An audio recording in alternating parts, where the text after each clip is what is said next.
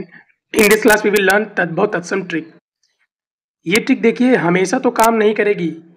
मान लीजिए आपने पूरा तद्भव तत्सम पढ़ लिया, उसके बाद भी कुछ ऐसे सवाल आ गए जो आपको समझ ना आ रहे हों कि हाँ, कि कैसे अटेम्प्ट किया जाए, तो वहाँ पर इस ट्रिक का यूज़ करके आप थोड़ा-सा मतलब सहारा ले सकते हैं। जैसे कि it will help you about 60 to 70%। So without any delay let's start. पहले तो ये जानते हैं तत्सम शब्द क्या होता है। तत्सम शब्द होता है उसके समान, मतलब कि जो शब्द संस्कृत से आया हो वो तत्सम से है। और तद्भव मतलब कि संस्कृत से परिवर्तित होके जो हिंदी भाषा में इस्तेमाल किया जा रहा है वो तद्भव है, मतलब कि उसके बाद हुआ।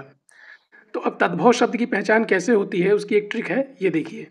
जैसे कि उसमें क्या होता है कि प्रायः जो होता है वो सवर्ण का प्रयोग होता है, जैसे शगुन, सलाई, सौ।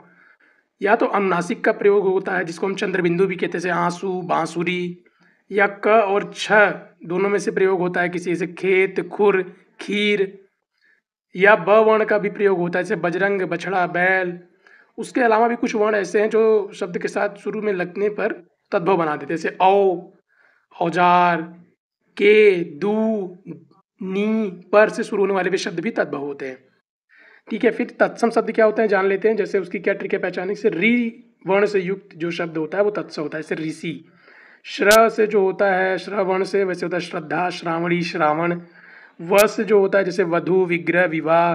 षट, षटकोण वाले श से जो होता है जैसे षट, षष्ठी।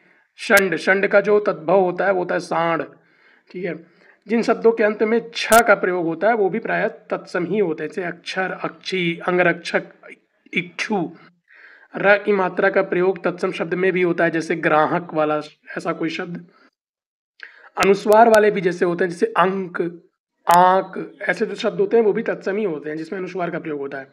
कुछ और शब्द हैं जो तत्सम की पहचान करवा सकते हैं, जैसे अधि, अति, अनु, अप, अभि, अव, आ, उत, उप, दु, नि, परा, प्र, प्रति, बहु, वी, सम, सह, सु। इन प्रत्ययों के आरंभ से भी होने वाले जो शब्द हैं वो तत्सम होते हैं। ठीक है।